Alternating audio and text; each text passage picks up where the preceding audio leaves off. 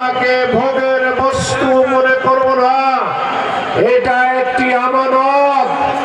তাই জনগণের দায় দায়িত্ব গ্রহণ করে সদস্য মণ্ডলী রাতে তাহাজ্জুদ নামাজে কাঁদবেন, ভাববেন, সকালবেলা উঠে মানুষের কল্যাণে আত্ম উৎসর্গ করে চলবেন।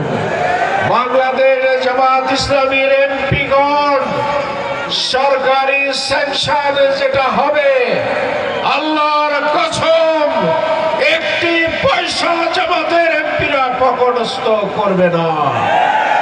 প্রতি নির্দিষ্ট সময় অন্তর অন্তর প্রত্যেকটি প্রজেক্টের যে সরকারি স্যাংশন হবে, বাংলাদেশের মানুষ চাইলেও না চাইলেও তাদের স্ব আইডি থেকে দেশবাসীর সামনে তথ্যপাত্র উপস্থাপন করা হবে। বন্ধুগণ, বাংলাদেশ জামাত ইসলামীর সেই কাঙ্ক্ষিত সরকার গঠনের জন্য আপনারা অধ্যক্ষ ইজ্জতুল্লাহ সাহেবকে নমিনি হিসেবে পেয়েছেন। অধ্যক্ষ ইজ্জতুল্লাহ সাহেব 5 অক্সফোর্ড ঢাকা বিশ্ববিদ্যালয় থেকে